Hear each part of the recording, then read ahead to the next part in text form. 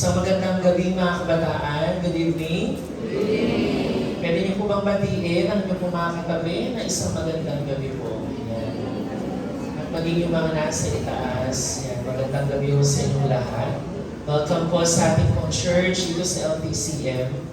At ang bilis po ng panahon dahil onting kembot na lang ay November na. At onting panahon na lang ay magpapasko na din. Di ba po? Napakabilis ng panahon. At marami sa inyo din ang kamakailan lang nakakuha ng mga grades sa school. Ayan, pero wag po kayo masyadong madam kung kayo po ay hindi nakakuha ng medyo mataas. Alam ko kung may next time pa naman, pwede kayong bumawi. At ngayon po, dahil today is the last Sunday po of the month ng October, at habang tayo pinag-aaral po ng tema ho natin na Knowing God Deeper, ay gusto din po natin tapusin yung ating pong pag-aaral by reminding all of us po kung ano po yung kahalagahan ng pagkilala kay Lord ng mas malalim pa. And I think gusto nating lahat mangyari yun. Tama po ba mga kabataan? Na tingin ko naman wala ni isa sa atin dito ang walang hangarin o hindi tayo nagde-desire na makilala ang Panginoon. Kundi kahit papaano, I believe that all of us here, we have a desire to know God deeper and to know Him better sa buhay po natin. And kung hindi man natin nakita yung ating sarili, itong buong buwan na ba't parang hindi naman ako nagde-desire kay Lord na mas makilala pa siya o mas lumalim sa pagkakilala sa Kanya. Hindi pa po huli ang lahat. Matatapos man ang buwan ng October, naniniwala po ako na hindi naman po natatapos yung chances na meron po tayo to have this desire. At talagang i-practice po sa buhay po natin yung kilalanin ng Panginoon ng mas malalim pa. Ayan. So ngayon po nga, gabi po na ito, gusto ko pong tapusin yung ating pong tema na Knowing God Deeper sa ating buhay sa pamamagitan mo ng mensahe na ito. Okay na po ba? Kailangan pa tayo ni Erin House. Okay, so, ayan. So, mahalaga po mga kabataan na tayo po lahat na nandito, tanong ko nga lang po sa inyo, sino sa inyo dito po yung nandito na sa church na to, mula pa sa KFHI, na more than 5 years na siya dito sa church? Ayan, more than 5 years na. Sino naman yung, 1 to 5 years pa lang. 1 to 5 years. Nakakalimang taon. Ayan, isa po yan. Sino dito yung nasa 20 na, siya yung nagsimula ng church? Meron ba? Ayaw mami ng isa, oh. Pero lahat po tayo dito, for sure, may length na tayo pwede kung iba sa atin ay need ba ng help? Hindi makuha. Wait lang guys ha, may ano tayong technical Hindi kasi yata na-send. Send ko sa auntie. Sa'yo. Wait lang po Huwag ko kayo magalit. Kamusta niyo mo yung katabi niyo? Sabihin niyo, kamusta ka? Nagkape ka ba? Ganyan. Okay.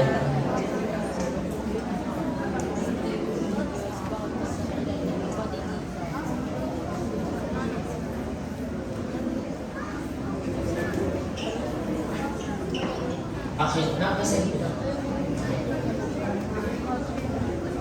Okay. Sige po. Ayan. Okay. Sige po, kami na lang po natin ganito bago habang naghihintay po tayo. Basahin po natin. Kung may Bible po kayo sa inyong mga hawak-hawak na Bible or sa cellphone ninyo, bali pa natin buksan po ang Psalm 119 verse 33 hanggang 37.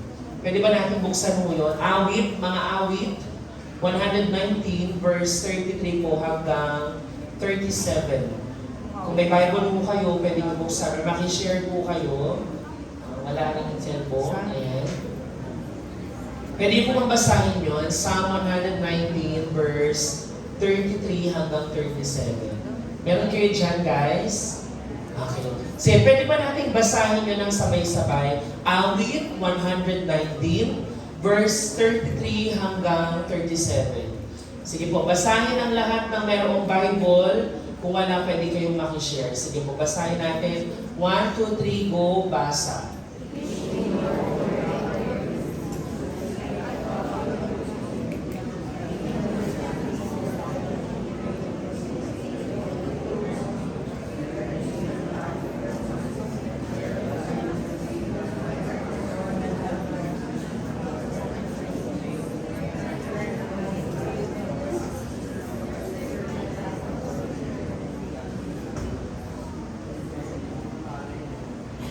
Okay. Babasahin ko po sa inyo ha. Pakinggan niyo po muna habang naghihintay tayo ng ating home PowerPoint. Basahin ko po sa Psalm 119, verse 33 hanggang 37. Teach me, Lord, the way of your decrees, that I may follow it to the end. Give me understanding so that I may keep your law and obey it with all my heart. Direct me in the path of your commands, for there I find delight. Turn my heart toward your statutes and not toward selfish gain. Turn my eyes away from worthless things. Sa Tagalog naman po, ang sabi ko sa Tagalog, babasahin ko po sa inyo, ituro mo, O Yahweh, layunin ng kautusan, at iyon ang susundin ko habang ako'y nabubuhay. Ituro mo ang batas mo at sisikapin kong masunod, buong pusong iingatan at susundin ko ng lubos.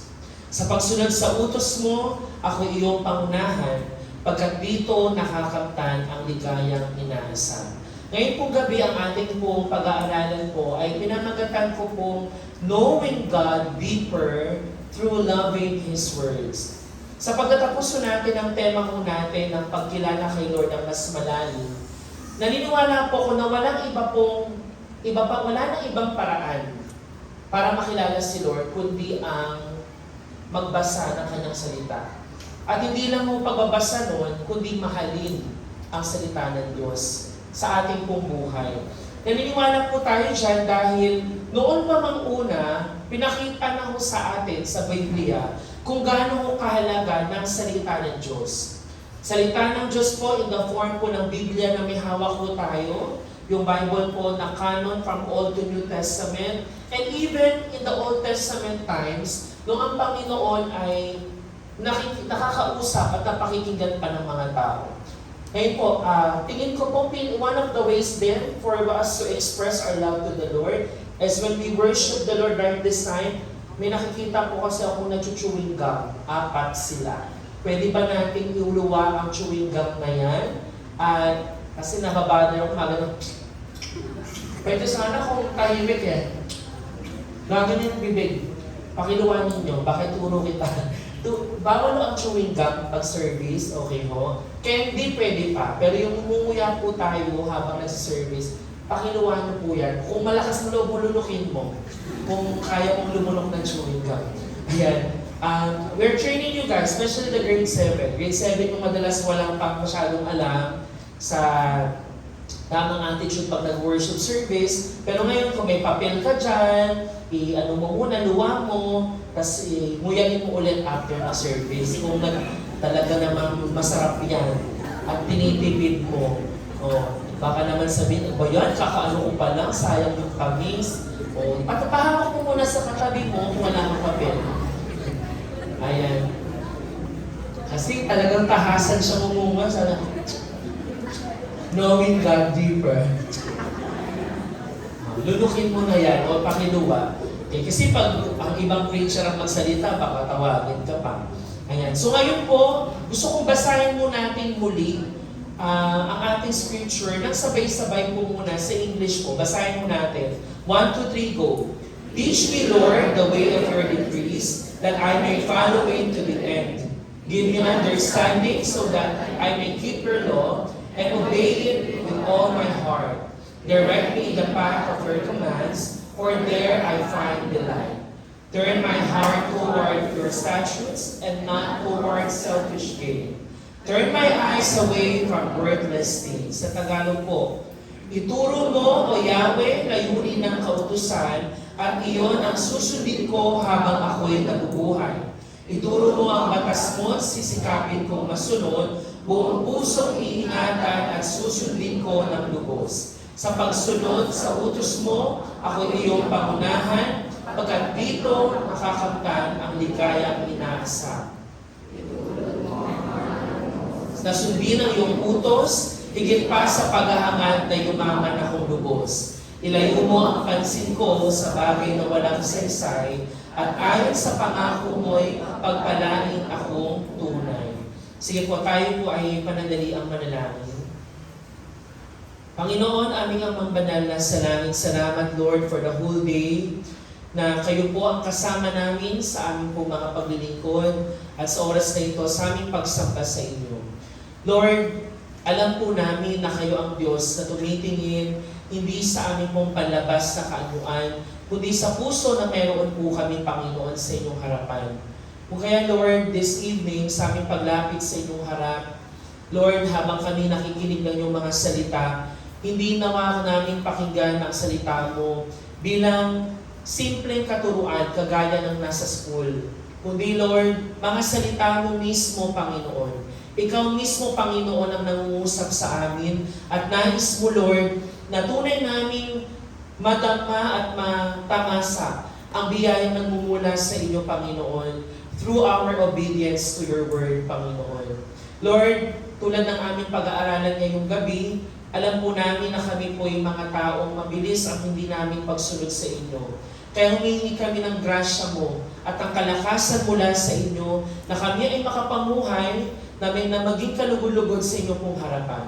Maraming salamat, Panginoon. Ito po ang aming panalangin sa pangalan ni Jesus. Amen and amen.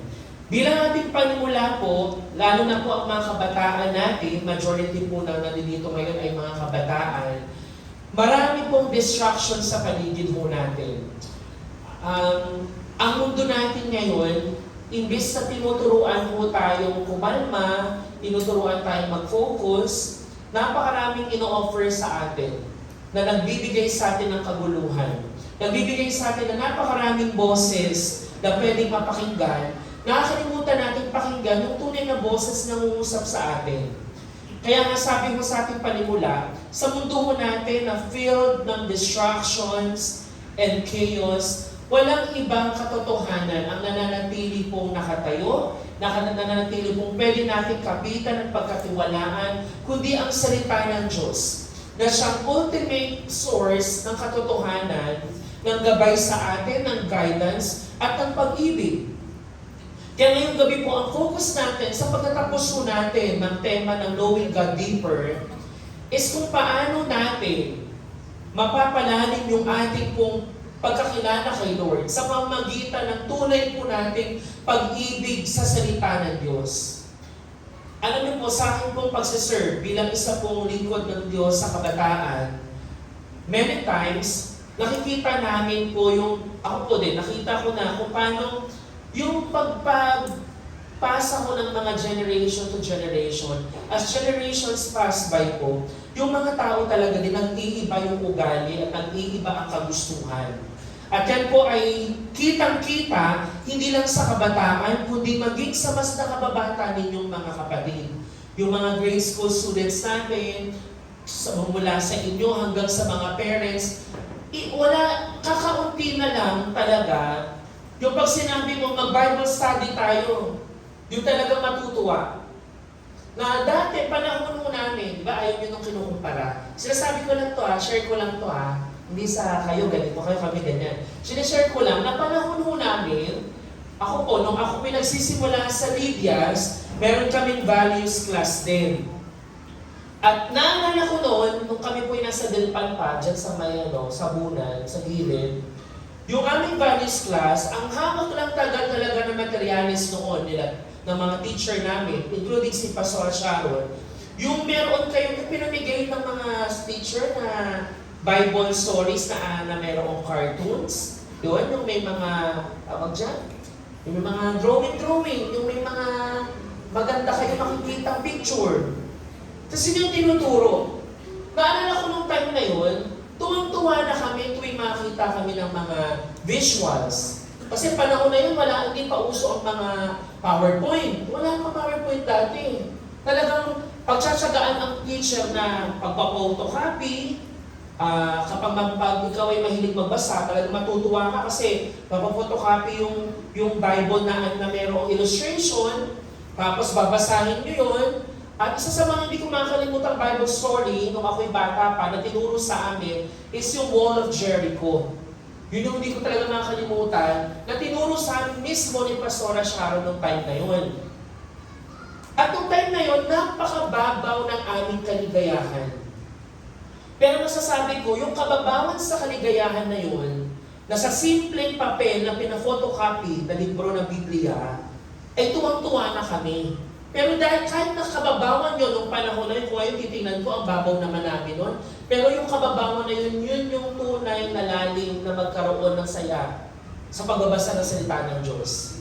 Ngayon, ang malungkot sa generation natin ngayon, kahit na nag-a-advance ang technology, meron tayong may mga projectors na tayo, may mga PowerPoint na inihahanda ang inyong pong mga teachers, di ba? Ang mga Sunday school teachers, nagtuturo, may mga ano na talaga, visual na makikita mo, mai-imagine mo pa kung ano yung sinasabi sa Bible.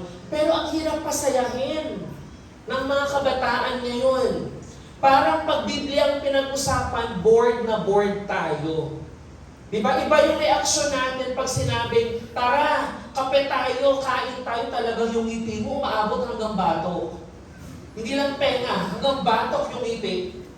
Umiikot yung ngiti, yung ulo. Pero kapag sinabi ng Bible study, mag-aral tayo ng Word of God, parang yung ngiti, umaabot hanggang paa yung simangot. Sa parang walang kasiglahan. Bakit kaya? Kasi akala natin ang Bible, parang wala na lang. Parang instrument, parang accessory lang siya. Parang isa lang siyang libro na kahit mo nang basahin, okay lang din. Kasi ang dami ko nang pwedeng mapanood sa internet. Kasi ang dami ko nang pwedeng mabasa available. Ang problema, binabasa din ba natin yung meron tayong resources? Kasi po, habang nag-i-improve ang panahon, ang ganda ng mga improvement, kahit nga si ChatGPT. Di ba? Tuturuan ka ni ChatGPT patungkol sa Biblia. Na-try ko na bang magtanong kay ChatGPT tungkol sa Bible? Try nyo. Baka makita nyo pa yung tinuturo dito na sa ChatGPT pala. Kasi nandun na lahat ng resources. Ang problema na lang ng tao, nawawalan ka talaga ng gana na kilalanin si Lord. Bakit? Because we're coming to the end of the days na ang tao wala na talagang gusto sa salita ng Diyos. Kaya gusto po natin ipanalangin, mga kapatid, kahit matapos sa October, huwag mawala sa atin yung desire na gusto kong makilala ang Panginoon. At para tapusin tong tema muna ito, gusto ko pong ipaalala sa atin na walang ibang paraan na makilala si Lord kundi sa pamamagitan lamang ng Kanyang salita. Sa pamamagitan po ng pagbabasa at pagiging in love sa Word of God. Pwede ba habang tayo pinag-aaral ngayong gabi, tingnan mo natin muli yung ating sarili. Gaano ba ako nananabik sa salita ng Diyos? At ngayon pong gabi gamit po ang Psalm 119. Alam niyo po, I encourage everyone na ang Psalm 119, basahin niyo po sa bahay. Ang Psalm 119 po, meron po siyang 176 na verses. Tapos yung 176 na verses na yan, divided siya into 22 sections. Napakaganda mo ng pagkaka-arrange ng Psalm 119 kasi tinatawag po siya na acrostic poem, kung ano man tawag nyo dyan. Pero divided siya into 22 subsections and every section po, meron siyang 8 verses. Bakit kaya ganun yung pagkakaano? Bawat isang section po, meron siyang mensaheng binibigay. They're somehow interconnected to each other, parang chain, kadena. Pero more than a chain, it's like a pearl necklace na bawat isang bahagi ng perlas doon sa pearl necklace ay valuable on its own.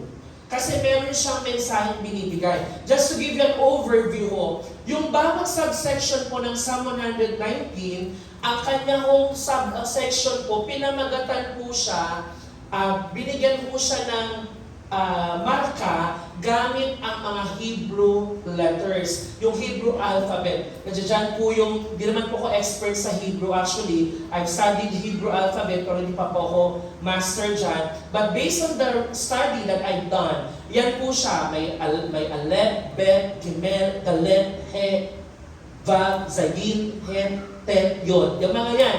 Pag tinignan nyo po yan, 22 po yan hanggang sa dulo. And every Hebrew letters, meron po siyang counterpart na meaning. Kasi sa panahon naman po nila, may meaning talaga bawat letra and bawat simbolo.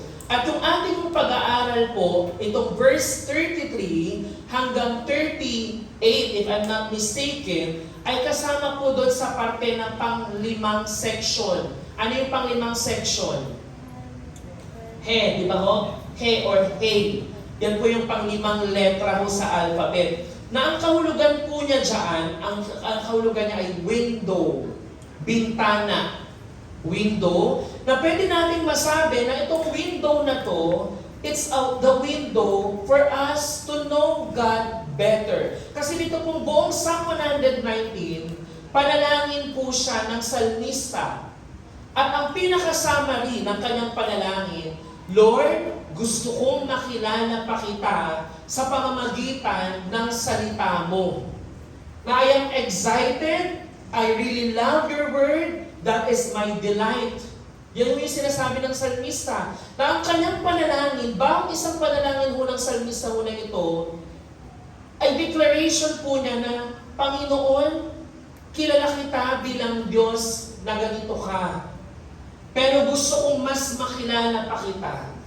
At naniniwala ako na ang buhay kong ito, walang saysay, walang halaga kung wala ako sa tamang landas dahil sa paggabay ng iyong banal na salita. Kaya mga kapatid, yung ating pong pagbabasa ng Biblia, yung Bible reading po natin at prayer, sa buhay po ng isang Christian, hindi po dapat siya maging occasional. Sabihin mo nga, occasional. Kumbaga, okasyon lang. Yung pagbabasa ng Bible, hindi sa okasyon na kapag merong gawain lang ng worship service, o di kaya may gawain sa church, doon lang tayo nagbabasa ng Bible, pag may revival, pag may pa-seminar. Pero sa buhay natin, araw-araw, in the lifestyle na meron tayo, hindi na i-include doon yung Bible reading at prayer. Ang dapat po natin gawin, na ang Bible reading natin at panalangin, ay dapat po siyang maging regular and intentional. Hindi occasional. Pag sinabing regular at intentional, kung paano ang iba mong ginagawa sa buhay mo, talagang pili-pili mong gawin. Halimbawa, parte na ng routine mo sa isang araw, naglalaro ka. Kasi para ma-refresh yung sarili mo, magkaroon ka ng time to relax. Intentional mong ginagawa yun kasi gusto mong maglaro, gusto mong magkaroon ng relaxation. Ganun din po pagdating ng salita ng Diyos. Kailangan regular mo siyang isama sa iyong buhay at intentional mong pipiliin magbabasa dapat ako ng salita ng Diyos. At hindi rin po ito magkahiwalay na spiritual discipline. Yung ating Bible reading at prayer, magkasama po sila, hindi po na paghihiwalay. Kasi naman po, it makes sense na when we read the Bible, hindi ka lang nagbabasa just like your academic books. Hindi ka na nagbabasa ng math na parang walang nangyayari sa puso mo. But when you read the Bible, you also pray as you read because you want the Lord to speak to your heart habang ikaw ay nagbabasa. Nandiyan pa ho kayo? Nandiyan pa ho? Kaya mahalagang tandaan natin, mga kabataan, gaano ba natin kamahal ang salita ng Diyos talaga? At nakita ko nga po, ito na sinabi ko nila, mula sa umpisa, hanggang ngayon, siguro yung batch ni ganito, masasabi kong yun yung pinakahuling batch na masasabi kong talagang masigasig sila sa pagbabasa ng Bible, talagang natutuwa sila sa mga Bible studies. Ngayon, parang ang mga kabataan, hindi ko lang po nila lahat pero generally speaking, ang dami mong wala ng excitement pagdating ng Bible study. Kaya kung matutuwa yung mga leaders kapag dating ng Bible study, na pagbabasa ng Word of God, pag yung talagang kayo excited, merong pagpupursige, so talagang satisfying po yung sa pakiramdam ng mga nagtuturo. Tama po ba, mga Sunday school teachers din? Kapag nakita niyo yung mga kabataan ninyo, talagang pagsalita ng Diyos, natutuwa sila, they pay attention, and nakikita mo yung salita ng Diyos may epekto sa kanila. Talaga naman pong very satisfying ang pakiramdam. And I think how much more kay Lord kaya, na makita niya sa atin, na ikaw nagpupursige kang pag-aralan yung salita niya. Sabi ko nga po, napakarami ng available na resources na binibigay sa atin. And most of the resources na available now, these days, ay ginawa na siyang very interactive. Ginawa na rin po siyang hindi boring, fun. And some of them very creative ways para mapag-aralan mo ang Biblia. Last time, I will share to you yung Bible Project. Nabi po yun, even sa Facebook, pag may mga page kayong pinafollow, yung Curious Believers, yung mga ganong klaseng pages na you follow them and you help and you take them as supplement para sa pag-aaral ninyo ng salita ng Diyos. What a beautiful and wonderful lifestyle na meron tayo para makilala ang Panginoon. Kaya sa pag-aaral natin ngayong gabi, we want to know God deeper by loving the Word of God. Sa paanong paraan? Una po, meron tayong puso, a heart that desires the Word of God. Basahin ko po sa inyo yung first two verses. Sabi ko ng verse 33, pakibasa ng mga lalaki ang verse 33. 1, 2, 3, go.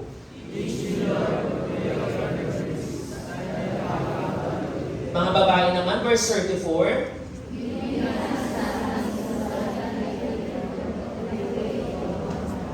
Basahin ko po yung Tagalog, sabi dyan, ituro mo, O Yahweh, layunin ng kautusan, at iyon ang susundin ko habang ako'y nabubuhay.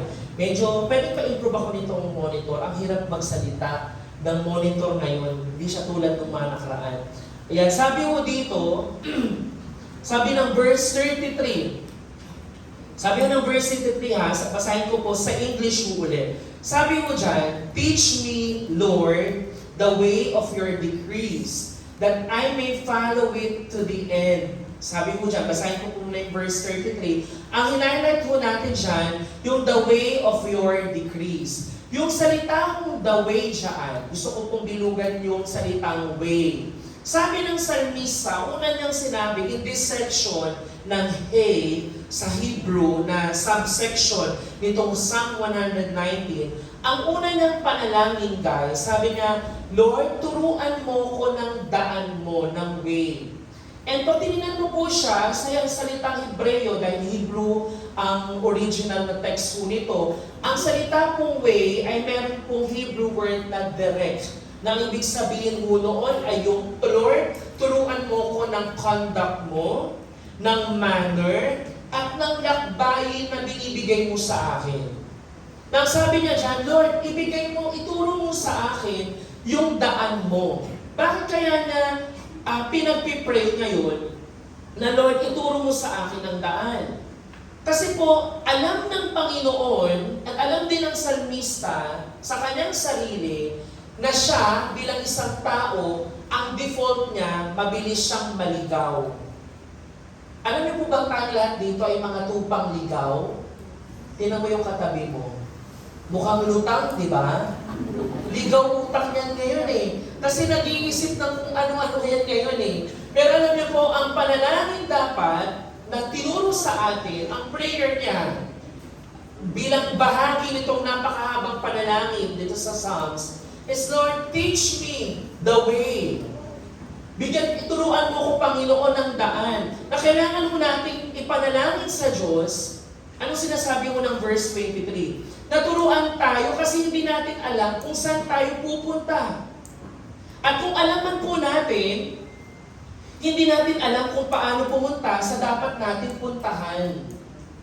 Naintindihan niyo po yan, mga kabataan? Na we don't know where to go. Pag inisip niyo pong mabuti yan, mga kapatid, ngayon sa oras na ito, tomorrow you don't know what will happen tomorrow. After this service, hindi ko alam kung ano ang mangyayari after this service. Or let's say in the bigger picture, hindi mo alam anong mangyayari next year. Sa pagkatapos ng taong 2024, pagpasok ng 2025, you don't know what will happen. Or maraming yung iba sa inyo na nahaharap siya sa mas malaking chapter ng buhay niya. Sa panibagong kabanata ng buhay niya, you don't know what to do. At nararapat lamang, Lord, ano po ang dapat kong gawin? Lord, ipakita mo sa akin ang daan. Ipakita mo sa akin yung tamang manner. Ipakita mo sa akin, Lord, yung journey, kung saan ako dapat pumunta. At ganun dapat yung prayer natin, kasi inaamin natin, hindi natin alam kung paano patakbuhin yung buhay natin. At may kumpiyansya tayo na hindi natin alam, pero alam ng Diyos. Nandiyan pa ho kayo? Kaya lumabas kay Salmista itong panalangin na to, because tayo bilang tao, walang assurance sa lahat ng bagay. We are not God who is omniscient, na alam po niya ang lahat. Tayo'y taong limitado, ang nakikita lang natin yung ngayon. We don't know what the bigger picture is. Pero alam natin, kaya natin pinapanalangin, Lord, show me the way, because Lord, I don't know the way, but you are the only way. And Lord, you have the way for my life. Ikaw yung may alam ng aking buhay. Ikaw yung may alam ng journey ng aking buhay. Kaya mo, magtataka man tayo, mapapagod tayo sa kakaisip, Lord, paano ba yung gagawin ko? Lord, hindi ko po alam. Ipakita mo sa akin ang daan. Mapapagod ka man. Pero remember this, sabi nga ho dito, hindi yan. Sabi dito, rest is never found in the quest to understand it all. Sabi dyan. No, rest is found, saan daw? In trusting the one who understands it all and rules it all for His glory and our good. Alam niyo po bang inisip natin, nakakapagod talagang mag-isip ng gagawin. Tama mga kabataan? Pwede po ba yung nasa taas, i-control po muna natin yung pag-uusap, kung hindi yung kailangan mag-uusap. Kanina pa po kasi may sumasabay. Kung mag-i-amen kayo, amen na lang. Huwag niyo sumabay sa usap. Sabi mo dito, ulitin ko, wala mong kapahingahan sa pag-iisip, anong gagawin, anong daan.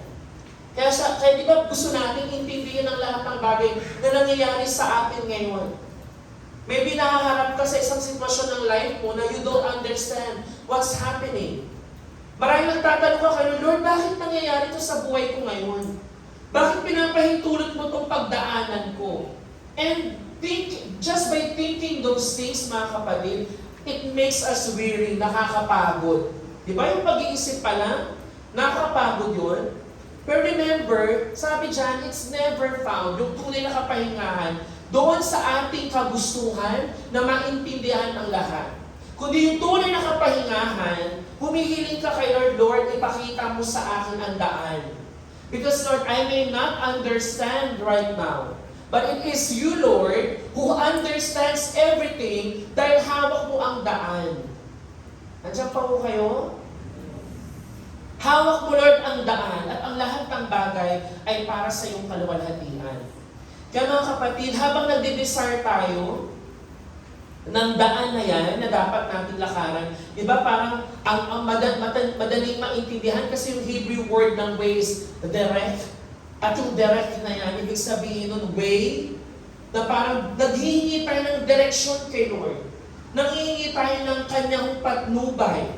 Kaya nga po, gustong ituro sa atin ng Diyos na kapag hindi natin alam, humingi tayo ng tulong sa Kanya. Okay, itong verse 23 na ito, nagsasabi sa atin, if you don't know, ask the Lord, Lord, show me the way. Lord, kung di pa kita kilala, Lord, magpakilala ka pa sa akin. Bigyan mo ako ng paraan. Alam niyo po, parang ganito po siya, na sinabi mo sa nanay mo, sabi mo sa nanay mo, halimbawa, ang nanay mo nasa bahay, kasama mo siya, ang sabi mo sa nanay mo, Nay, ano bang pwede ko pong gawin? Sumutungo mo lang sa nanay mo eh. Sabi ng nanay mo, anak, magtrabaho ka sa bahay, gumawa ka ng mga gawaing bahay. Tapos so sinabi sa'yo ng nanay mo yon, pwede bang sabihin mo sa nanay mo na, ay Nay, wag na lang, ayoko na pinapagawa mo, iba na lang. Ganun ba yung tamang pagsunod? Hindi. Kundi nagtatanong ka, Lord, ano po bang pwede kong gawin? Ano bang dapat puso na habang tinatanong yun? Tinatanong mo yun kasi gusto mo talagang malaman at sumunod sa sinasabi niyang daan sa atin. Just like this, di ba kung gumagamit tayo ng mga application, kapag hindi natin alam ang daan, sino nakagamit na niyan? Hindi kayo na magaling sa daan. Sabi, ako gumagamit ko ng Google Map sa Waze, lalo na nung mga nagsistart tayong mag-drive, Google Map is the key kapag di natin alam yung mga daanan. Okay? At yung mga application na yan, tinuturuan tayo kumaliwa sa ganyan. Di ba? After 500 meters, turn right to the corner. Di ba? Ganyan. Kasi pinapakita sa yung daan. Kasi search ka dyan, how can I go to, let's say, National Museum from LTCM. Di ba, by the way, guys, sa Labtondo Community Ministry, nasa Google Map na yan. Kaya pwede nyo i-pin dito. Pag di nyo alam pumunta dito, how can I go to LTCM from Gate 52? Ganyan. Ituturo sa'yo yung daan. And anong dapat mong gawin habang nagdadrive ka o naglalakad ka? Ano ba sabihin mo? Ay, ano ba tinuturo nitong Google Map? Minsan pwede siyang magkamali, di ba? Pero madalas ang tinuturo ng Google Map or ng Waze, most commonly, pwede mo naman siyang sa setting, ibibigay niya sa yung pinakamabilis na daan pumunta doon. Tama ho? Ang tao, tumitingin ka kay Google Map, kay Waze, nagtitiwala ka sa kanya. Maraming tao, di ba, mga riders, nagtitiwala sila doon. How much more kay Lord na alam niya ang daan? Bakit hindi ka magtitiwala sa kanya? Siya mismo ang daan. Kung kay Google Map na kay Waze, nagtitiwala ka sa bawat sabihin niya na kumaliwa sa ganito. O dumiretso. May traffic. Naniniwala ka sa sinasabi niya.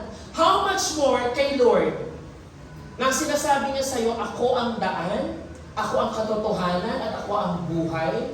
Anak, tanggapin mo itong mensahe na to. Kaya let's be reminded of this, that God's Word is the key. At paulit-ulit natin sinasabi mo sa inyo, ng salita ng Diyos ay ang kapahayagan mismo sa kung sino ang Panginoon. Kung ikaw ay lover ng Old Testament, ang Old Testament, though it's the history of the Israelites and the Lord Yahweh, pag pinakita at pinag-aralan natin siyang mabuti, they all point out to the Lord Jesus Christ. Diba na pag-aralan natin in the past yan?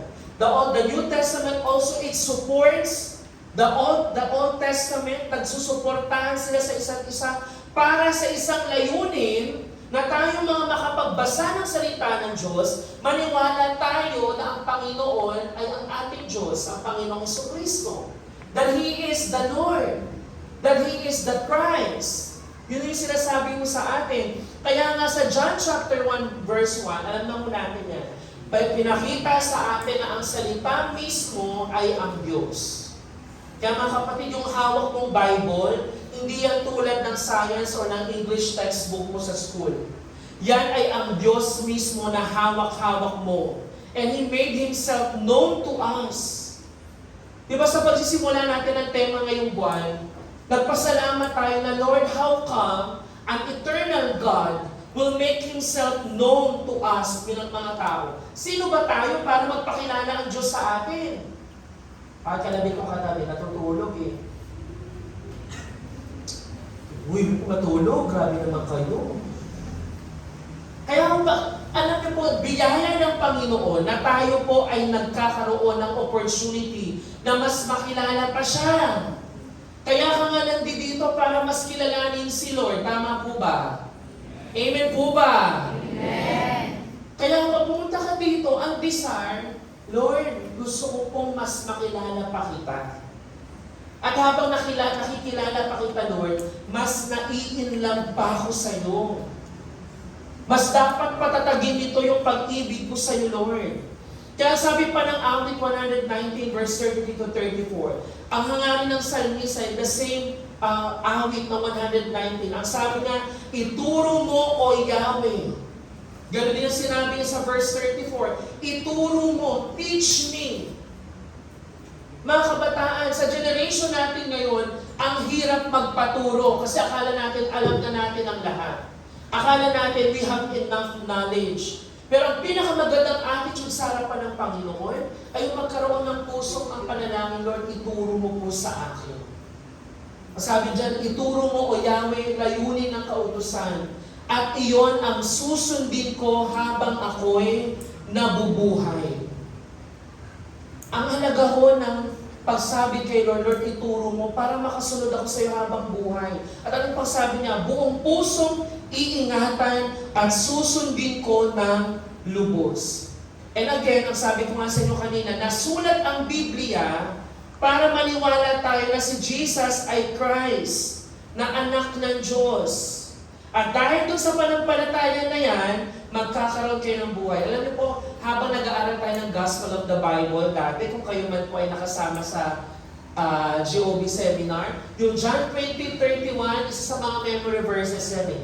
Na pag tinanong kayo, bakit pa naisulat ang Bible? Hindi siya naisulat para lang ipalamuti mo sa tahanan mo yung mga verses.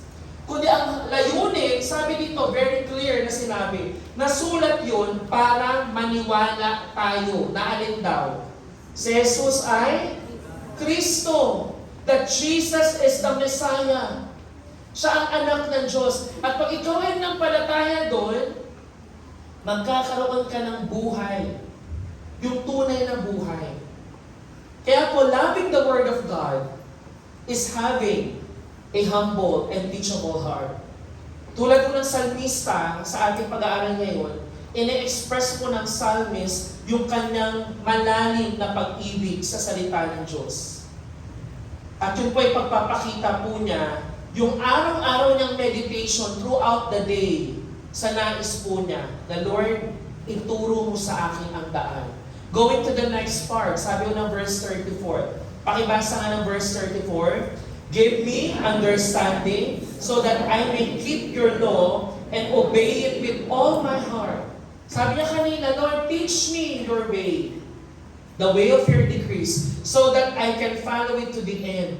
Alam niyo, ang ganda ng panalangin niya sa verse 34 kasi ito naman talaga yung dapat din ipanalangin ng isang tao na, Lord, ipakita mo sa akin yung salita mo, give me your word. At ang kailangan mo doon, ang sumunod na kailangan mong ipag-pray, Lord, ibigay mo sa akin yung kaunawaan. Sino sa inyo dito na kapag nag-aaral ng Bible, at kahit ngayon habang nakikinig ka, alam na alam mo na yung kahulugan? Mahirap kong maunawaan. It takes wisdom from the Lord. Yung tinawagan natin sa umpisa ng pag-aaral natin, yung general revelation at saka yung special revelation. Kailangan ng special revelation sa atin. Alam niyo po, habang babasahin niyo itong mga verses na to, pwede generally may makuha kayo. Kasi generally speaking, may makuha ka talaga dyan. Teach me, Lord. Tama, general yan. Kasi by knowledge, you will understand that. Pero iba yung tinatawag na special revelation. Na habang nakapikit ka ngayon, nagme-meditate ka ngayon, nakapikit ka, baka si Lord ay may special revelation sa'yo. At yung understanding na yan, ibibigay niya yan sa'yo. Kaya ang panalangin niya, give me understanding. And I want to highlight again the word understanding here. Na ang ibig sabihin po niya, sa kanyang original na salin, magkaroon ka ng discernment. Yun ano yung discernment? Pagbatid mo, ano yung nais ng Diyos, ano yung maganda sa Kanya, ano yung kalugod-lugod sa Kanya, versus sa mga bagay na hindi niya gusto. Yun yung discernment. Alam mo kung ano yung ginagawa mo. Nade-discern mo kung ito ba ay tama, ayon sa Kanyang kalooban, o ito ba yung pansarili. Kasi habang ikaw ay nag-aaral, naturuan ka ni Lord. Sabi mo kasi, teach me, Lord. And now you ask for understanding. Nandiyan pa mo kayo, guys? Na ang panalangin mo, Lord, give me yung spirit ng discernment para maintindihan ko, Lord. Kasi po, yung salmista, he had no doubt that God has given His word to us. Walang pagdududa, binigay sa atin ang salita ng Diyos. Alam mo, pinahayag na ni Lord yung kanyang salita sa atin. The only fear na meron ka ng salmista is that you accept the word of God but you do not understand it. Naintindihan niyo po yun? Na nakatanggap ka ng salita ng Diyos, pero ang takot ng salmista, hindi mo naman talaga siya tunay na maintindihan. Maraming ganyan sa church. Hindi lang po sa mga magulang. Maging sa kabataan. Kaya pag tinanong lagi, anong natutunan? God is good. Oh. Yun yung nasasabi lang. Ang natutunan, sabi kanina, Mr. Joseph, nagalit lang siya, chewing gum daw eh. Yun ang naalala mo, kasi pwede natanggap mo siya, sumagi sa isip mo, pero hindi mo naiintindihan. Kaya nga po, ang panalangin niya dito, bigyan tayo ng pangunawa sa kanyang kautusan para buong puso itong susundin at iingatan. Kasi ang gusto ng Panginoon, gusto niya tayong turuan. Pero alam din ng Diyos na may problema tayo sa pangunawa. Kahit yung pinakamatalinong tao, pag pinagbasa mo ng Biblia, pag walang understanding at wisdom from the Lord, kahit gaano mo pa katalino sa academic, bobo ka sa salita ng Diyos. Kaya nga po, iba po yung academically smart ka, intelligent ka, kaysa sa taong may understanding, may wisdom ng Word of God. At ang Biblia mismo ang nagsasabi that those people na may alam sa salita ng Diyos, kaya niyang higitan yung mga worldly, smart, and intelligent. Kaya nga lagi namin pinupush sa inyo mga kabataan, sorry for the word, kung bobo ka na nga sa school, huwag kang bobo sa church. Eh paano kung parang bobo ka? Bobo ka na nga sa school, bobo ka pa sa Word of God, wala na. Paano na? Pamakamatay na lang kami? Pero di ba ho, ang ganda na ang pinakakayamanan na meron ng tao, hindi yung magandang top ka sa school, naka-line of 9 ka lahat. Pero tulad na nasa mga artista, Psalm 3:16, for God so loved. Psalm 3:16? O, di nyo alam, may ganong artista. Sabi niya pa, ay, parang ang pangalan niya sa mga Bible, Psalm 3:16, for God so loved the world. Hindi nyo alam, no? Panoorin nyo. Para makikita nyo talaga with confidence. Kasi kahit gano'n pa kaganda ikaw, kahit gano'n ka katalino, pag wala kang alam sa salita ng Diyos, yan yung sinasabi sa Proverbs na mangmangko tayo talaga. Kaya po remember this, that God's superior wisdom is in the Word of God. Sabi dyan, God's wisdom is superior to human wisdom. If you learn what God says, you will know things the people of the world have never discovered. Kaya ho, napakaganda kung talagang matalino kang bata. Talagang pagpapala kay Lord yan kung academically nag-e-excel ka. Pero kami po, hindi ka naman less na person kung ikaw ay hindi rin matalino sa academic. Lalo na, kapag ikaw ay nag-e-excel sa salita ng Diyos, pinag-aaralan mo yan. Kaya kung ikaw ay may gift na talento ka sa pagkaunawa sa academic mo, huwag mo lang siyang gamitin para matuto sa English, Science, Math, and all those academic subjects. Gamitin mo yung katalinuhan mo para mag-aral ng salita ng Diyos. I've seen that to some of our students. Matalino sa academic, at dahil matalino siya doon, gusto-gusto niyang nagre-research ng salita ng Diyos. Meron siyang desire mag-aral ng salita ng Diyos. Kaya ganun din po tayo. Pag meron tayong desire na Lord, bigyan mo ko ng understanding, ano sabi mo dyan? Kaya mong higitan yung pinakadakilang tao sa mundo na maraming na-discover. Kasi ikaw, na-discover mo kung ano ang mas nararapat at mas mahalaga. Kaya mga kapatid, kung ikaw man, halimbawa ngayon, habang nag-aaral tayo ngayong buwan ng October, nagkakaroon ng kandang desire na magbasa ng salita ng Diyos, huwag kang sumuko sa gitna. Alam mo yun, habang nagbabasa ka, Genesis, Exodus, di ba?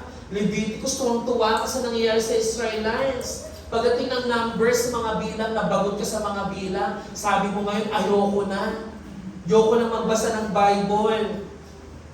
O pag nabagot ka doon, skip mo na lang. Pero kung sukuan, yung pagbabasa ng salita ng Diyos. Kaya nga sabi ko ng 2 Timothy, reflect on what I am saying. For the Lord will give you understanding into all this. Bibigyan ka ng kaunawaan ng Panginoon. And ito po yung sinasabi ko sa inyo kanina. Your commands are always with me. Ano sabi ho? And make me wiser than my enemies. Ang sabi niya pa dyan, I have more insight than all my teachers. For I meditate on your statutes. I have more understanding than the elders, for I obey your precepts. Anong sabi mo? Kapag meron ka ng karunungan and kaalaman, yung pagkaunawa sa salita ng Diyos, kaya mo mas maging marunong kaysa sa mga kalaban mo, kaya mo magkaroon ng insights kumpara sa mga teachers mo, and sabi dyan, meron kang understanding na pwedeng higitan ang understanding ng mga matatanda. Kaya po ang salita ng Diyos, walang edad na pinipili. Kahit ang isang Sunday school na bata, kaya niyang makipaglaban sa isang grade 7 kung ang grade 7 hindi nag-aaral ng salita ng Diyos. Kaya niyang higitan ang high school ng grade school, grade 10, pwede niyang higitan ng isang kuyang college kung wala siyang alam sa salita ng Diyos. And for me, that is true somehow to our church. May ilang matatanda na matagal na sa church, pero hindi alam ang Bible. Nahihigitan ng isang junior high school. Nahihigitan ng isang senior high school. Bakit? Wala sa edad kundi sa puso na nagde-desire ng salita ng Diyos. Pangalawang punto, a heart that is devoted to God's Word. If you really want to know God deeper in your life, devote your heart, your life, para sa salita mo niya. Sabi ng verse 35, it's the same prayer. Sabi niya, direct me in your path, in the path of your commands, for there I find delight. Sa Tagalog, pakibasa ho. Sa pagsunod, ako iyong pinangunahan, pagkat dito nakakamtan ang ligayang inaasam. So ang sabi niya dito, ito po yung again, yung prayer niya po dito, yung pag-amin niya, na hindi niya maunawaan yung salita niya sa pamamagitan niya. At dahil doon, naiintindihan niya na, Lord, dito ko nakukuha yung tunay na saya, yung tunay na ligaya. Let me ask you mga kapatid, when was the last time na nagbasa ka ng Biblia, pagkatapos mo magbasa, tuwang-tuwa ka? Kailan yun? Yung pagbasa mo ng salita ng Diyos, pag-open mo mismo, habang nagme-meditate ka, sabi mo, Lord, thank you! Nangungusap ka talaga sa akin. Alam niyo po, one time I talked to a friend na dito sa church. I was talking to him, at sinishare niya sa akin kung paano si Lord nangusap sa kanya through a preaching, through the Word of God. At alam mo, yun po yung maganda pakinggan. Yung alam mo, yung tuwa mo nang galing kasi si Lord nangusap sa'yo. Kasi yung tuwang-tuwa, ba't ka tuwang-tuwa? Sabi kasi ng crush ko, ganda daw ng kutis ko. Hindi ka natutuwa sa sinasabi ng tao, kundi kung anong sinabi ng Diyos sa'yo through the Word of God. And alam niyo po, kailangan natin ma-experience yan. Na habang nagbabasa ka, nagulat yung nanay mo, bakit ka tumatawa mag-isa? Bakit ka umingiti habang nagbabasa ka ng Bible? Bakit ka lumuluha habang nagde-meditate ka? Bakit? Kasi nagkakaroon ka ng tunay na karanasan. At yung karanasan na yun, nagli-lead sa iyo maranasan yung tunay na ligaya. Kaya ang panalangin niya lagi, Lord, direct me in the path of your commands. Kasi Lord, sa pagsunod ko sa utos mo, at ako'y pinangungunahan mo, nakakamtan ko yung talagang ligayang inaasam ng buhay ko. And the Lord wants us to experience true joy, yung true blessing. Kaya nga ang commandment niya sa atin, we need to love the Lord your God, to love Him, ng buong puso, ng kaluluwa natin, at buong nating pag-iisip. Yung wala nang patumpik-tumpik pang wala na akong pagdadalawang isip, wala ka ng reservation. Alam mo yung verse na yan, sinasabi dyan, wala ka nang iniiwan sa sarili mo para kay Lord. Ibinibigay mo sa Kanya yung pagtitiwala mo. Eh mga kabataan, many times, ayoko naman po kayong i-condemn, pero I want you to be awake, to be awakened, na madalas tayo, ayaw natin kay Lord talaga. Kasi may iba tayong pinanghahawakan. Alam mo yung simpleng paraan lang, ipakita mo na, Lord, ikaw yung aking minamahal, inuuna kita. Lord, talagang na-excite ako sa salita mo. Ipakita natin siyang totoo. kanina namin nagpaalam sa akin, hindi daw makakapag-service, ganito, ganyan. Sabi ko, bakit kapag sa salita bakit kapag sa gawain, ang bilis-bilis mo magpaalam? Pero kapag sa ibang bagay, may energy ka lagi. Sabi ko talaga, nagtataka ako sa'yo. Bakit mo may ganitong gawain? Ang bilis mong magsabi, hindi ko na po kaya, hilong-hilo na po ako, ganito, ganyan. Pero kapag mga lakwat siya, kapag ibang bagay, hindi talaga kayo nagkakaroon ng sakit, mga kabataan. Tingnan niyo sarili niyo, hindi kayo nagkakasakit. Kahit swimming nga, nilalagdan, pupuntahan mo eh. Sabihin mo pa, baka mawala yung lagnat ko sa swimming pool. Diba? Kailan ka nagsabi na, nilalagnat ako, pero aatin pa rin ako ng service. Baka naman mawala yung lagnat ko habang nakikinig ang salita ng Diyos. Kailan ba natin itetest yun na medyo masakit yung baywang mo dito, pero baka habang nagdadrums ako, mawala yung sakit ng baywang ko. Kaysa naman magsabi ka, sakit ng katawan ko, pwede bang di na ako tumugtog ng gitara? Ang sakit ng daliri ko eh. Kailan tayo magpa-practice na, Lord, I want to experience the power of your word. I want to experience your power na, Lord, hindi ko man kakayanin, pero kakayanin ko sa tulong mo. Kaya naiintindihan ko minsan yung frustration ng ibang ministry workers na they feel unfair, but ang bilis-bilis mag-excuse ng mga tao. Sabi ng isa nating kapatid nakaraan na parang naramdaman ko yung frustration, sabi, bakit kapag sa mga personal matters, mga jowa nyo, may mga lakas kayo, pero pag kay Lord, excuse kayo ng excuse sa gawain. Hello? Bakit? Bakit kaya talaga? Hindi naman pamantayan ng taong sinusunod. Pamantayan ng salita ng Diyos. Ang sabi, mahalin mo siya. Kaya alam mo, ang pinakinakalungkot ko, yung gano'n, yung ang lakas-lakas mo sa ibang bagay, pero kay Lord, lagi kang lampa, mahina, walang gana. Tulad ngayon, parang, bayan, tagal na 7 na. Pero try mo ng Netflix, kahit alas 3 ka matapos, dilat ang mata mo. Pinipigilan mo yung pagbagsak ng mata mo. Kasi gustong-gusto mo eh. Tingin ko, ganun mo dapat ang attitude natin. Para mas makilala si Lord. Si Lord naman, guys, pagtsagaan mo naman. Exertan mo naman ang effort. Medyo, isakripisyo mo naman. Kahit medyo lang. Medyo ano naman, parang, alam mo yun, yung extra mile naman. Medyo onting isang oras lang na igigising mo naman. Kung lagi kang late sa gawain, medyo 30 minutes, ibigay mo naman kayo ng 30 minutes, itsaga mo, isakripisyo mo. Ano ba yung 30 minuto? Ano ba yung isang oras lang para kay Lord?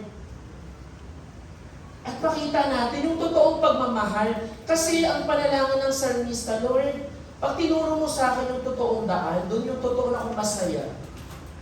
Alam niyo po, baka kaya hindi ka masaya ngayon, wala ka sa totoong daan. Baka nasa ibang daan ka ngayon, kaya ka naghahanap pa ng ibang kasiyahan. Kaya naghahanap ka ng kasiyahan sa tao, naghahanap ka ng kasiyahan sa mga bagay, sa mga entertainment, na hindi mo na-feel that the Lord is enough and more than enough for you. Kaya kung maalala ko, the life of Abraham, and the Lord called him. Sabi mo dito, sa Genesis chapter 12, sa pagsisimula ng kanyang buhay, sabi mo ng Panginoon sa kanya, sinabi ni Yahweh kay Abraham, wala pa siyang Abraham dyan, Abraham pa lang siya. Ang commandment, lisanin mo ang iyong bayan. Di ba yung mangusap sa'yo si Lord, pamilyar ka sa bayan mo, nag-settle down ka na doon, pero biglang sasabihin sa'yo, lisanin mo yung bayan mo, yung tahanan mo, yung ama at mga kamag-anak, at pumunta ka sa bayan ituturo ko sa'yo. Alam mo, kung wala kang pagkakilala kay Lord kung sino siya, bakit ka susunod? Bakit mo yayakapin yung salitang galing sa Kanya at you will obey Him? At nakita natin si Abraham being the father of faith kasi lahat ng sinabi sa kanya ng Panginoon, di ba? Nakita natin yung pagsunod niya kahit hindi nag-make sense. Alam natin story ni Isaac, di ba? Pinapa-offer ni Lord sa kanya, it doesn't make sense. Ibibigay mo sa akin yung kay isa-isang anak tapos ipapa-offer mo? Tingin ko, pag di mo kilala si Lord at di mo siya naranasan ng totoo, hindi ka mag-o-offer ng ganon, hindi ka makakagawa ng such a faithful act to the Lord. Kaya sabi ko dito, sumunod nga si Abraham sa utos ni Yahweh. Anong ginawa niya? Nilisan niya yung Haran. Tapos anong nangyari? Noong siya'y 75 taon, sumama sa kanya si Lot. And we know the story. The rest is history for Abraham. Kung paano niyang napatunayan yung kanyang sarili bilang isang tapat at talaga may tunay na panampalataya kay Lord.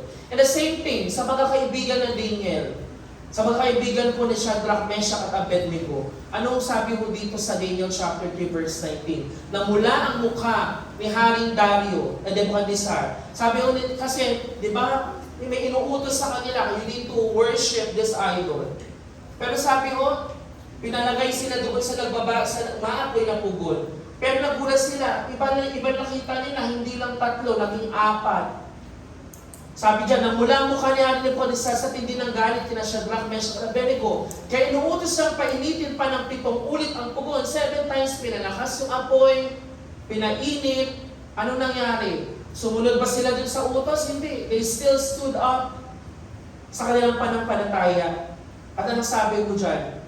Nagtaka, biglang napatindig si Haring Nebuchadnezzar. At itanong sa kanyang mga tagapayo, hindi ba 3 lamang ang nihagis sa apoy?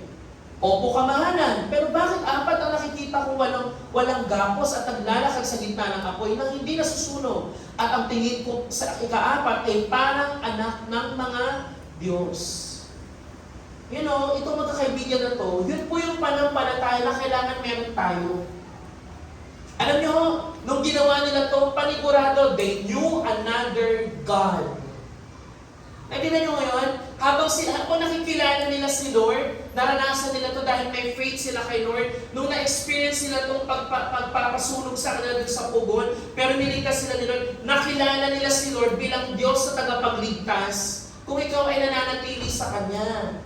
Another deeper level ng experience.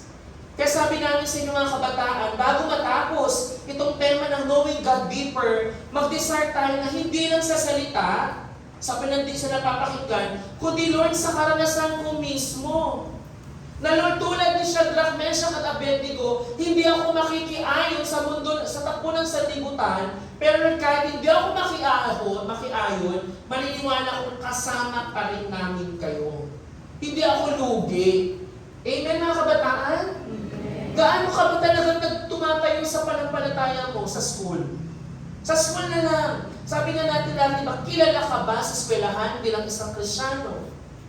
Kilala ka ba bilang isang ministry worker sa eskwelahan? O dito ka lang nagpapanggap na ministry worker? Sa eskwelahan talagang wala kang kaibahan sa iba. And nakita natin dito, they experience another level po ng pagkakilala kay Lord. At naging totoo sa kanila ay Isaiah. Panigurado, they jumped for joy nung nakita nila na ang pangako ng Diyos totoo sa kanila na kapag dumaan ka sa malalim na tubig, sasamahan ka ng Diyos. Tumawid ka man sa ilog, hindi ka maluluno. Dumaan ka sa apoy, hindi ka masusunog. Hindi ka matutupo. Most probably, they hold on these promises. Pinanghawakan nila kasi alam nilang totoo ang Diyos at hindi sila pababayaan. Ano pang sabi? Sa unang hari, and may your hearts be fully committed to the Lord our God and to live by His decrees and obey His commands as this time. Sabi sa Pinoy version, pakibasa mo natin.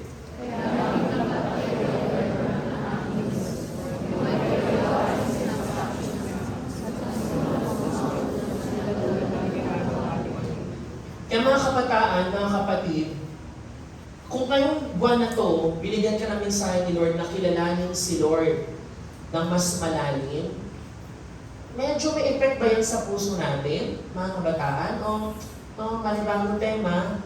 O nagde-desire ba tayo? Pinanalangin ba natin yan? Kasi kung pinanalangin mo na Lord, gusto kitang mas makilala pa, i-commit mo yan. Magkaroon ka ng complete commitment. Alam mo, yung commitment mo na i-devote mo yung buong buhay mo kay Lord, nangangahulugan ito ng surrender kay Lord. Na siya yung ultimate authority at sentro ng iyong buhay. Pag yun ang ating kapahayagan na commitment kay Lord, pinaprioritize natin yung relasyon natin sa Kanya. Kaya mga kabataan, more than yung sasabihin natin, next grading, babawi ako sa school. Good yun. Pero magkaroon din tayo sa heart natin, next month, babawi ako kay Lord. Next month, babawi ako sa sarili ko. Ayoko lugi ako na hindi ko kilala si Lord. Babawi naman ako sa sarili ko, sa panampalataya ko, na ang tagal-tagal ko na sa church, nahuhuli na ako, na pag-iiwanan na ako, hindi pa rin ako lumalalim. Ikaw lang nakakaalam nun, kapatid eh. Kasi baka pag sinudge ka ng mga tao, magtampo ka, ba't mo ko sinudge? Si Lord lang may alam. Now, that's good. Kung kilala mo yung sarili mo, gaano ka na ba kalalim kay Lord? Gaano ka na ba napapalapit sa Kanya? Kaya i-commit natin yung ating mga sarili na tunay tayo magkaroon ng heart para sa Panginoon.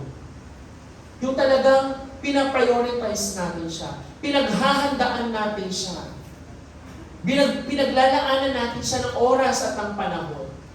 And I want to share to you guys, alam ko na-share ko to sa ilan sa inyo sa mga discipleship classes natin. Noong panahon po ni Nehemiah, alam nyo, ang gandang pag-aralan ng attitude nitong mga Jews. When they were in the exiles, they came back to Jerusalem.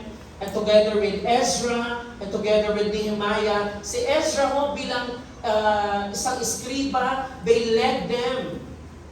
Kasi Ezra po nagturo ng salita ng Diyos sa kanila. The book of the law was preached by Ezra. And then you know, the attitude of the people, sabi mo dito, itong portion ng nakasabi, nakatayo si Ezra, tagapagturo ng kautusan, sa isang entabladong kahoy na sadyang pinagawa para sa pagkakataong iyon. Eh sabi ko nga po, when you look at the details, yung entablado pa lang na pinagawa nila for that occasion, pagpapakita pa lang kung gaano nilang kamahal si Lord by the means of preparation. Pag pinaghahandaan mo ang isang bagay, mahalaga talaga sa iyo yun. Remember that we prepare well for something that is important. And I believe, tayo din bilang mga anak niya, kailangan mong pinaghahandaan si Lord. Yung relationship mo ngayon kay Lord, mga kapatid, pinaghahandaan ba natin siya? Or parang we go with the flow? Halimbawa, dito sa church, yung relationship mo ba kay Lord, nakadepende sa programa ng church? Kasi kung nakadepende ka sa church na to, mamamatay ka talaga. Ang dami kakulangan ng church na to. I believe the church is very insufficient para i-provide ang needs mo sa pagpapalakas ng panampalataya mo kay Lord. Kaya kung ikaw magdedepende ka lang, hindi ka naghahanda para kay Lord, hindi mo pinagpupursigihan, hindi ka nagiging intentional sa relationship mo kay Lord, mamamatay ka spiritually. Kaya when we are meditating these words, these people even prepared a stage for Ezra para si Ezra sa kanyang pagtuturo, mapakinggan yung kanyang sinasabi. Mapahayag ng mabuti yung Word of God. Bakit nila ginagawa yun? Because they value the Word of God being preached by Ezra. Hindi lang kay Ezra yun. Hindi lang para iangat si Ezra dahil kailangan ng stage. Kundi they know kung gaano kahalaga ng salita ng Diyos na pinipreach ni Ezra. Nandiyan pa ko kayo? Sabi ko nga po, gano'n nakatindi, paano ba natin binavalue ang Diyos sa mga panahon natin ngayon? You, ikaw mismo, how do you show that the Lord is important? That the Word of God is precious? Paano mo pinapakita yan mismo sa sarili mo? Kung may relationship ka kay Lord, paano mo sinasabi, Lord, I really value your Word. Paano? I value your Word because I post verses on Facebook every day. Ganon? Lord, I value your Word because I wear a shirt na mayroong verse. I value your Word, Lord, kasi pinatato ko yung yung verse mo.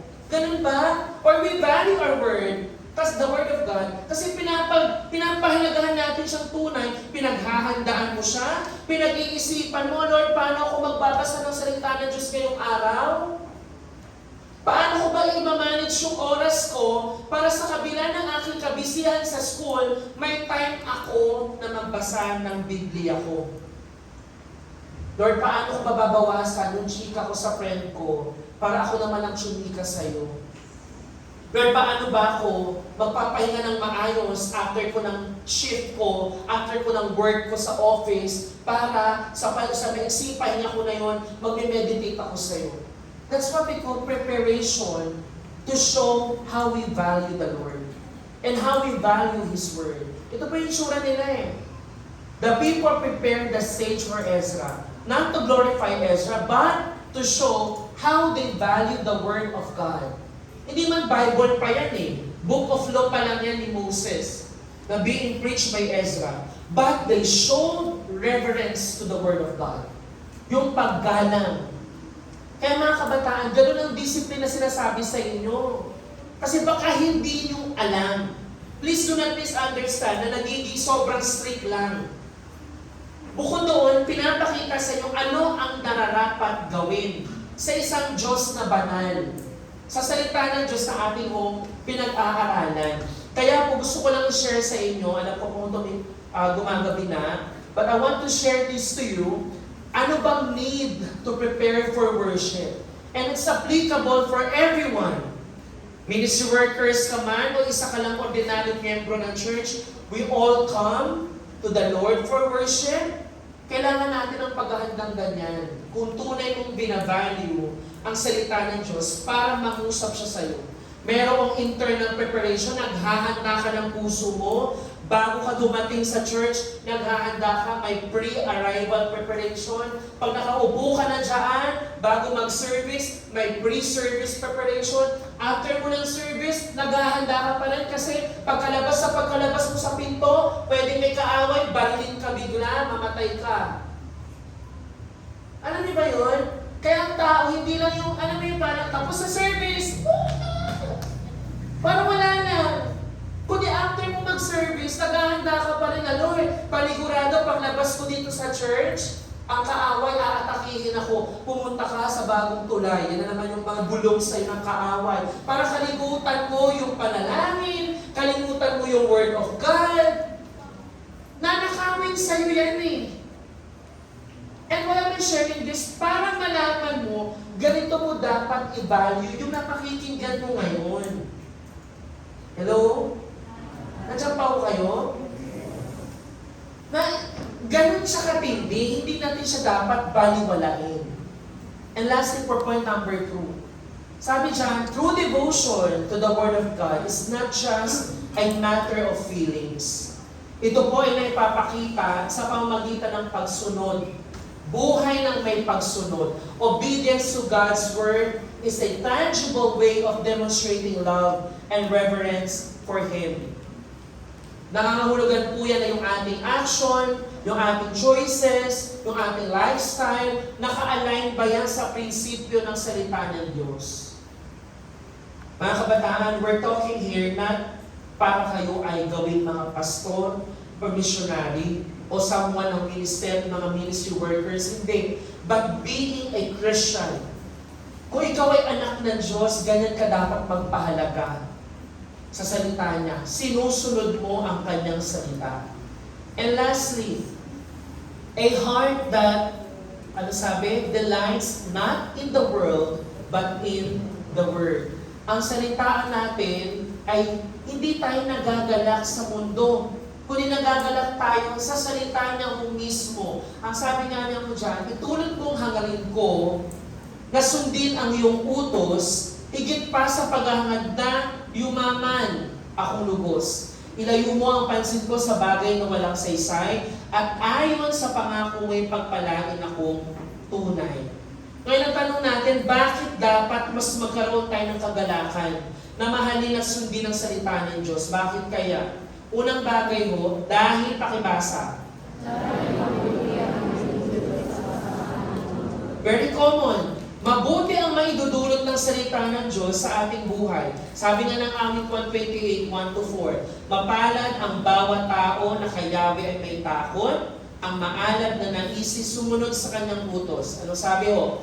Ang sino man kung si Yahweh buong pusong susundin, buhay niya ay uunlad at laging pagpapalain.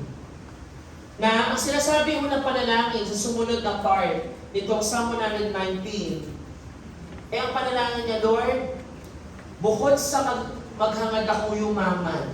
For my selfish gain, ang panalangin niya, Lord, gusto ko po na makasunod po ako sa inyo. Gusto ko, Panginoon, na sundin yung inyong mga utos.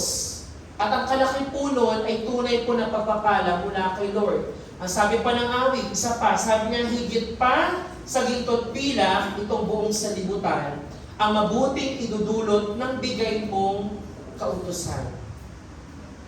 Alam niyo po mga kabataan, lalo na po kayong mga kabataan, nawaho sa pagpaparugot parito nyo dito sa church, talagang bawat pag-aaral na napapakinggan mo ninyo, nawaho talagang binavalue nyo at tinitreasure nyo po sila. Kasi darating po talaga ang panahon, pag binalikan mo yan, magpapasalamat ka na, Lord, tunay nga na mabuti ang nadulot nun sa buhay ko. Sabi ko nga po sa inyo, ako po mismo, I can testify, because of the teachings I got from the church, I could say, I am who I am right now because of the teachings I learned from my church, from this church, from the people that God has used para ako'y matrain. Sa iba-ibang tao yun na, hindi lang sa mga pastor, kahit sa mga taong nakakasalamuha ko araw-araw sa paglilingkod. God has taught me things para makita ko na mabuti ang naidudulot ng Biblia. Kaya mga kabataan ngayon, yung disiplinang ginagawa sa inyo, hindi masarap, mabigat, nakakasakal minsan, yung term natin na ginagawa, ang toxic minsan, pero darating ang araw, sasabihin mo, salamat. Kasi na-train kami sa mabuting pagtuturo na nakadulot sa amin ng tama. Naintindihan niyo po yun? Kasi pag tayo natamnan talaga ng totoo, higit pa yun ng ginto't pilak. Ang sabi pa ho dito, pakibasa mo ng lahat. Forever ang pagiging matuwid mo at ang batas mo, laging totoo. Gulong-gulo na ako, ang dami kong problema, pero ang mga words mo nagbibigay sa akin ng saya. Forever na makatarungan ang mga words mo. Ipaintindi mo sa akin ang mga yun at mabubuhay ako. Pinoy version na yan ha. I-take mo siya na, Lord, yung word mo talaga, forever magiging totoo sa akin. Forever na magbibigay sa akin ng saya. Kaya pangalawang bagay, bakit kailangan mong palagahan? Dahil ito ay isang tanglaw sa madilim nating buhay. Sabi na ho ng Psalm 119 pa rin, verse 105, salita mo'y isang tanglaw na akin ay patnubay, sa landas kong daraanan liwanag na tumatanglaw. Ano pang sabi? Dahil ito ang nagpapabago sa ating makasalanang buhay. Pakibasa ko natin sa Jonas.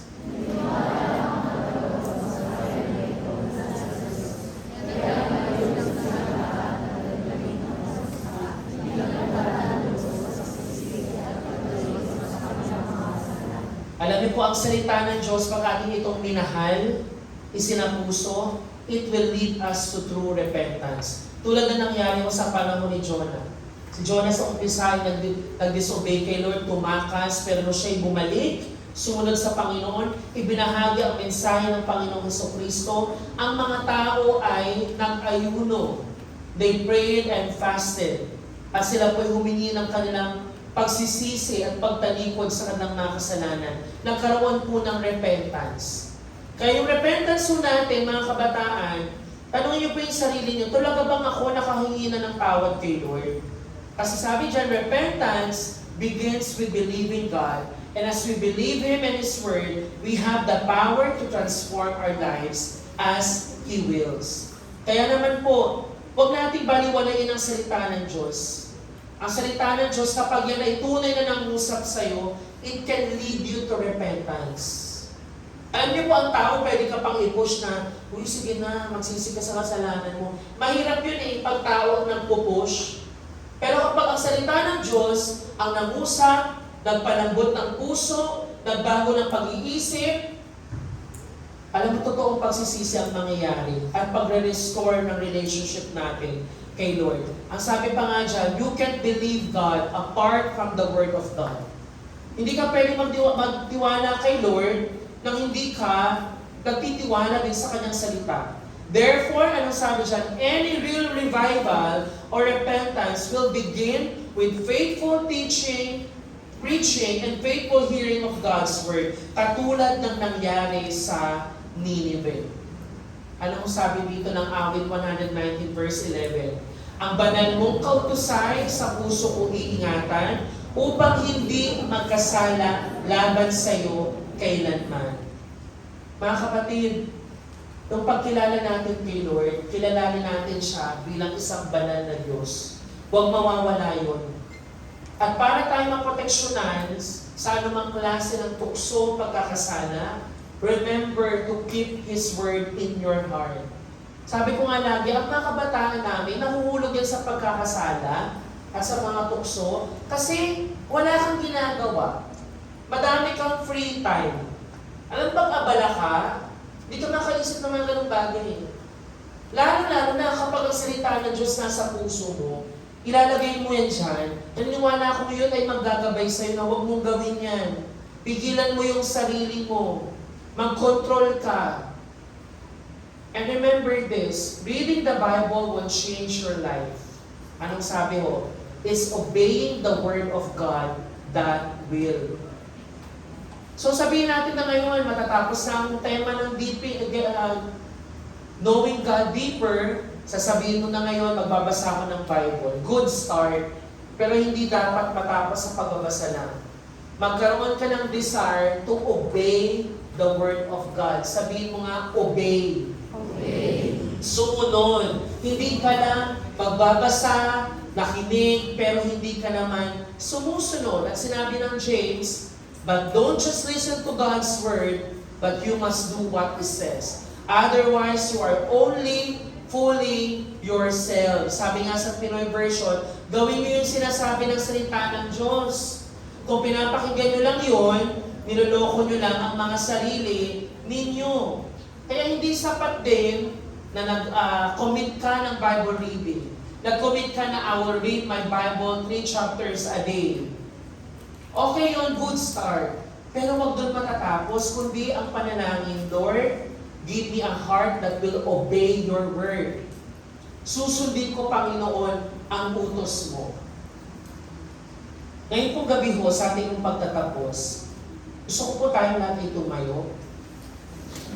And tayo po ay mananalangin sa Panginoon. Doon sa tatlong punto na sinabi ko po sa inyo, I want to remind everyone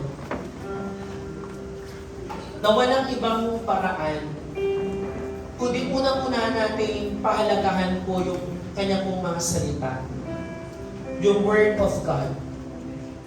Siguro ko maganda kung tingnan din natin yung ating sarili ngayon. Saan bang bagay ako nananabik ngayon? Di ba minsan kapag sobrang excited ka sa bagay, excited ka sa ganitong tao or sa mga ginagawa mo, mabilis ma-excite sa mga bagay na yon or sa mga ginagawa or maging sa tao na madalas nakakalimutan nating ma-excite sa anong mas mahalaga.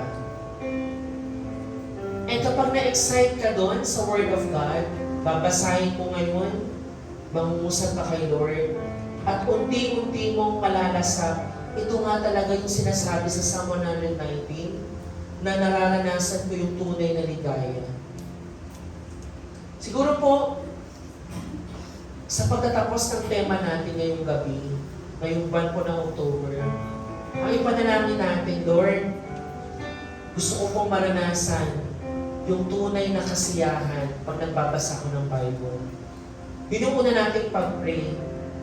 Ipag-pray natin na, Lord, gusto ko po na from this time, every time na magbabasa ko ng Bible, hindi na ako ma-bored, hindi ako tangarin, kundi makita ko yun bilang pangungusap mo. At sa tuwing nangungusap ka sa akin, Lord, tunay nga na nakikilala pa kita. Kaya nga po, may we approach yung ating salita ng Diyos na may bukas na puso, and we have eager minds, and yung deep desire natin to know the Lord God. Sa gabi pong ito, sa ating mong pagtatapos, pwede po ba na sa ating pananalangin ng pag-awit sa Panginoon, personal muna natin i-commit yung ating mga puso muli kay Lord. At ikaw mismo, mangusap pa kay Lord, Lord, patawarin mo po ako kung hindi ako nagkakaroon ng desire sa word mo. Kaya Lord, napakababaw pa rin ang pagkakilala ko sa inyo, hindi kita kilala, Lord. Kaya sa oras na ito, Panginoon, bigyan mo ako ng puso, panibagong puso, na magmumula sa iyo, Panginoon, yung tunay na kagustuhan ko na kilalanin pa kita. Habang inaawit ko natin ito, mga kapatid, totoong itanghal natin si Lord sa buhay natin. And as we sing this song, sabi ng unang lyrics, lumalapit na susumamo sa iyo, Panginoon. At dinanais natin yung pangungusap ni Lord sa buhay po natin. Pagitan natin ang Diyos at mangusap po sa Kanya.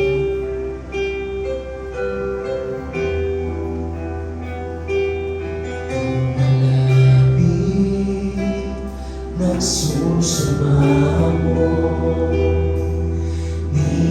ninanais banal na presensya mo. Inaasam na ika'y maranasan. O Diyos, puso ko'y katapuin. Minsan pa, lumalapit, lumalapit, nagsusumamo,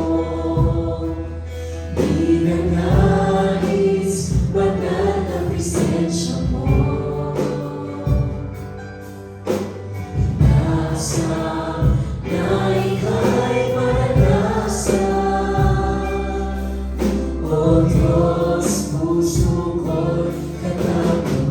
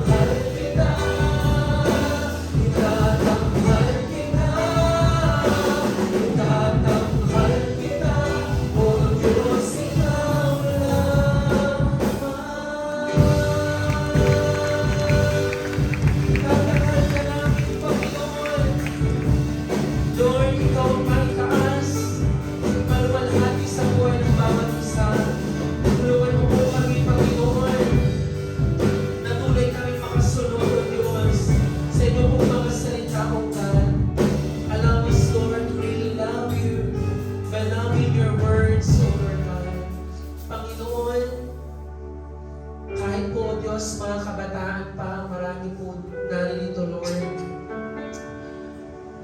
Hindi namin isipin na kami bata pa.